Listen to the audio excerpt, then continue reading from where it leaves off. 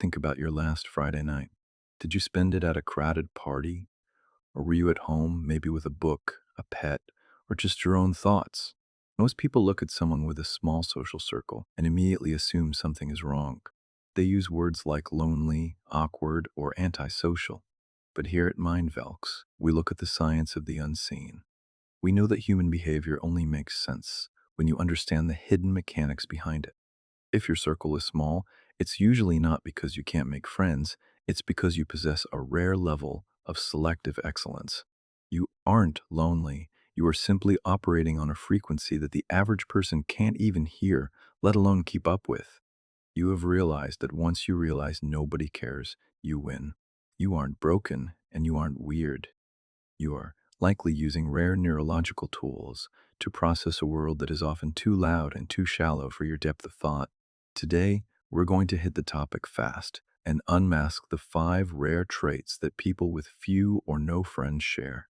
We're going to explore why your isolation is actually a biological marker of a high functioning mind. If you've ever felt like an outsider looking in, this video was made specifically for you. Let's dive in. The first rare trait you likely possess is what we call a high bandwidth filter. You probably notice that you feel a genuine sense of physical exhaustion when someone starts talking about celebrity gossip or their weekend grocery list. Most people use social interaction as filler, they talk just to avoid silence. But for a rare mind, this small talk feels like a waste of precious cognitive energy. Your brain is hungry for data rich conversations. You want to talk about the why and the how, the hidden motives of people, the future of AI, or the deep psychological reasons why we repeat the same patterns over and over. To you, a conversation without depth is like trying to run a high end computer on an old dial up connection. It's inefficient, it's noisy, and it drains your battery faster than anything else. Think about the last time you were at a social event. You probably found yourself drifting toward the corner or leaving early because you felt secretly drained by guests. This isn't social anxiety, it's your brain's way of signaling that it isn't receiving enough intellectual fuel to justify the energy cost of being there. You don't have few friends because you're shy. You have few friends because you refuse to lower your standards for meaningful connection just to fit in. You would rather be alone with a complex thought than in a room full of people who only offer social noise. You crave the psychology of deep thinkers. The second trait is intuitive pattern recognition, or what many call a rare radar for human intentions. Because you likely spend more time observing than participating, you develop a hyper-awareness of micro-expressions and tonal shifts. You pick up on the science of the unseen in real time. Have you ever met someone that everyone else loved, but you felt an immediate, unexplained bad vibe, only to find out months later that they were manipulative or fake? This is often a symptom of traumatic intelligence. You've learned to read a room before anyone even speaks, because at some point in your life, you had to. You see the social mask people wear, and because you can see through it so easily, you find it difficult to be around anyone who isn't authentic. This makes your friend filter incredibly tight. You realize that many social circles are built on convenience and shallow validation. Because you can see the strings being pulled, you often choose to stay outside the theater. You aren't judgmental. You are just a walking human lie detector who values truth over trends. You've learned that 7 things only fake friends do are easy to spot once you stop looking for company and start looking for character. This rare radar protects your peace, even if it leaves your circle small. One of the rarest signs of intelligence has nothing to do with IQ scores. It's the ability to sit alone in a room with no phone and no noise and still feel completely mentally stimulated. This is the polymath advantage.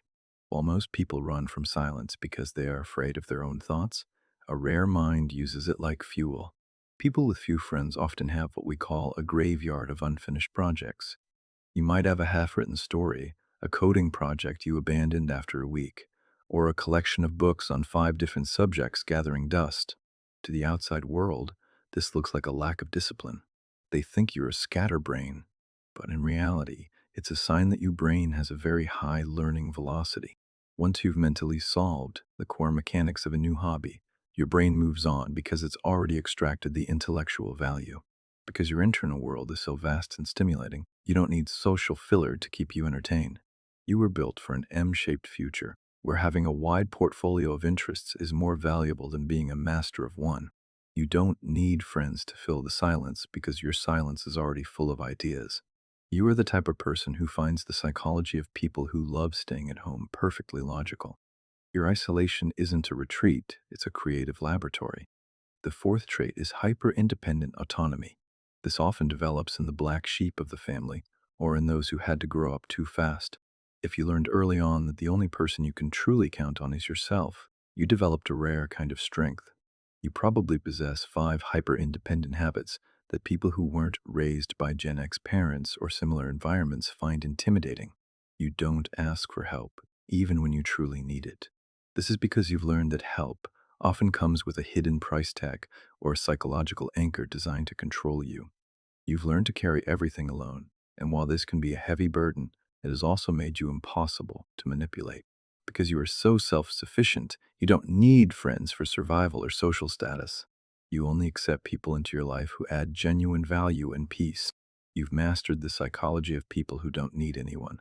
Society tells you that no man is an island, but you've realized that being your own island is the only way to protect your peace in a world that is constantly trying to drain you. You'd rather have no friends than be surrounded by people who make you feel like you have to perform to be loved. The final rare trait is the ability to walk away from people silently. Most people crave closure, they need to have a big argument or a final talk before they end a friendship. But you, when you realize a connection is no longer healthy, authentic, or respectful, you simply stop reaching out. You don't need the drama of a goodbye, you just need your peace back.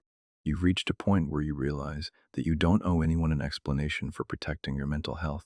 You've learned that walking away silently is a form of self preservation, not a sign of weakness.